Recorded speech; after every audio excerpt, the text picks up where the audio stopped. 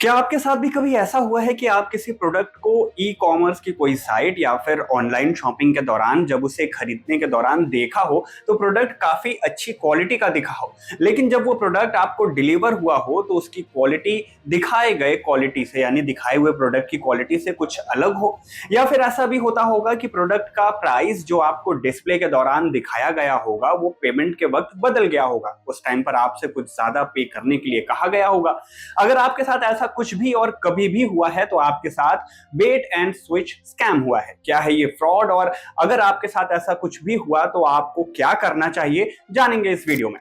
अब सबसे पहले समझते हैं कि ये बेट एंड स्विच फ्रॉड है क्या। देखिए, हिंदी में इसे लालच देकर पलट जाना कहते हैं। इसके दो अलग अलग तरीके हो सकते हैं। पहला प्रोडक्ट की क्वालिटी को लेकर, तो वहीं दूसरा प्रोडक्ट के प्राइस को लेकर। प्रोडक्ट की क्वालिटी से मतलब कि पहले कोई भी दुकानदार या फिर कोई भी ई कॉमर्स की साइट जहां से भी आप कोई प्रोडक्ट खरीद रहे हो वो पहले आपको प्रोडक्ट की अच्छी क्वालिटी दिखाएगी, इतनी अच्छी कि आपको देखते ही मन करेगा कि इसे खरीद लेना चाहिए।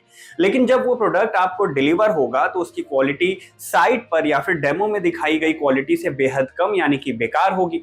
दूसरा तरीका है प्रोडक्ट की प्राइस को लेकर, मतलब कि हो सकता है कि जब आप कोई प्रोडक्ट खरीद रहे हो तो आपको e commerce site free delivery या फिर बम्पर डिस्काउंट देने की बात कहे, लेकिन जब आप उस प्रोडक्ट का पेमेंट करने जाएंगे तो आपको डिस्प्ले प्राइस से ज्यादा देना होगा। या फिर चाहे तो वो डिलीवरी चार्ज के नाम पर हो या फिर डिस्काउंट के नाम पर हो, पहले तो बोला जाएगा कि आपसे कोई चार्ज नहीं लिया जाएगा, लेकिन पेमेंट के दौरान दोनों ही आपसे ले लिया जाएगा। इन दोनों ही कंडीशन में कंज्यूमर यानी कि खरीदने वाले के साथ फ्रॉड होता है, और इसे ही बेट एंड स्विच स्कैम या फिर कह ले तो फ्रॉड कहा जाता है। अब ऐसा नहीं कि बेट एंड स्विच फ्रॉड केवल ऑनलाइन शॉपिंग के वक्त ही हो सकता है। शॉपिंग या परचेजिंग का मीडियम चाहे ऑनलाइन हो या फिर ऑफलाइन, ये फ्रॉड कहीं भी हो सकता है।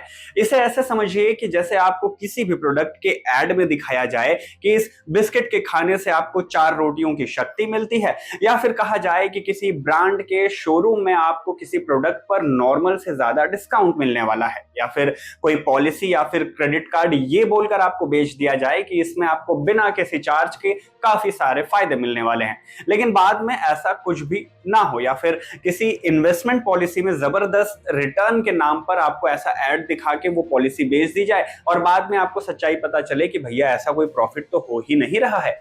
कहने का मतलब ये हुआ कि किसी भी मीडियम में प्रोडक्ट चाहे कुछ भी हो, जहां भी आपको लालच देकर प्रोडक्ट को खरीदने का ऑफर दिया जाए और रियलिटी में वो प्रोडक्ट वैसा ना हो जैसा उसके बारे में दावा किया गया था, तो ऐसे सारे मामले बेट एंड स्विच फ्रॉड के मामले बन जाएंगे।